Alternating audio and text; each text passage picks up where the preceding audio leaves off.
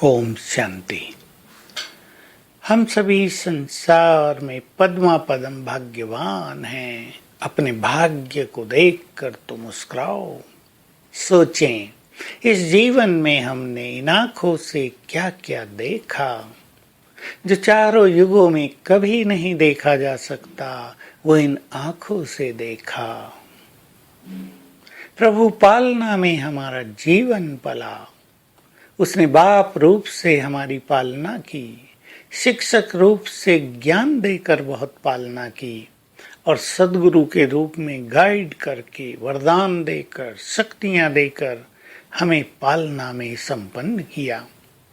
सोचने की बात है, ऐसी श्रेष्ठ पालना चारों युगों में किसी को नहीं मिलेगी। कभी राजाई घर में हमारी पालना होगी तो किसी की पालना साहूकार घर में होगी।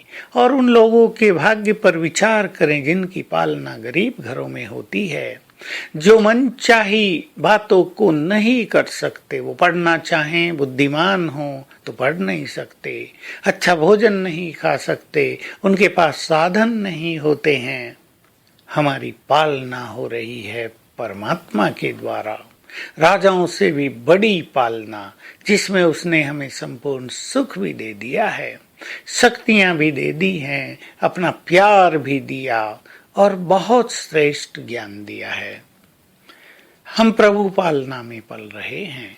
सवेरे बाप आकर हमें उठाते हैं, रात को सुलाते हैं, फिर पढ़ाने आते हैं, ब्रह्मा भोजन खिलाते हैं। और बाबा ने कहा, कोई बच्चा दुखों में आंसू बहाए तो आकर उसके आंसू भी पहुंचते हैं। दुनिया वाले अगर ये सुने तो कहेंगे, ये कौन है?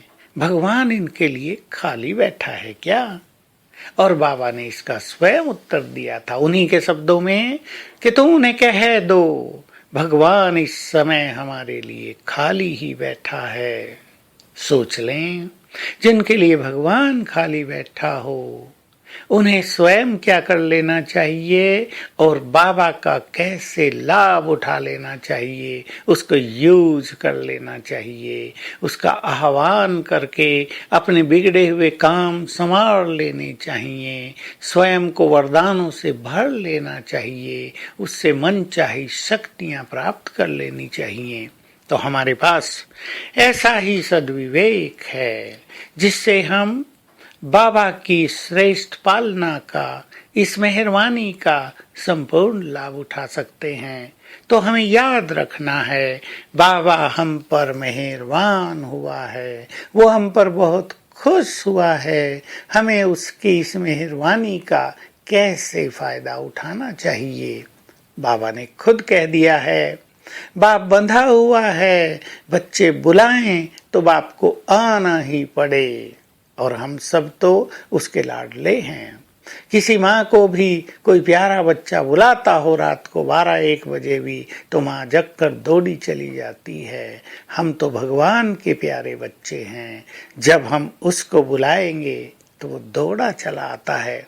लेकिन शर्त केवल इतनी है कि जब वो हमें बुलाता हो, जब वो हमें कुछ आदेश देता हो, तो हम भी दौड़े चले आते हों। उसका हम पर पूर्ण अधिकार हो तो उस पर हमारा भी संपूर्ण अधिकार हो जाएगा। बस ये अंतर हम मिटा दें कि हम तो कहें कि बाबा को जब भी हम बुलाएं वो आ जाए, लेकिन जब बाबा हमें बुलाए तो हम सोचने लगें, हम बहाने करने लगें। ये अंतर हमें मिटा देना है। और आज सारा दिन हम बाप दादा को बुलाएंगे, आह्वान करेंगे और अपने सिर पर उसके हाथ को अनुभव करेंगे। बहुत सुंदर ये अनुभव की बात है। और बाबा ने जो एक अभ्यास और सिखाया है कि तुम्हें संसार को भिन्न भिन्न रंगों की किरणें देनी होंगी, अर्थात भिन्न भिन्न शक्तियों की किरणें देनी होंगी।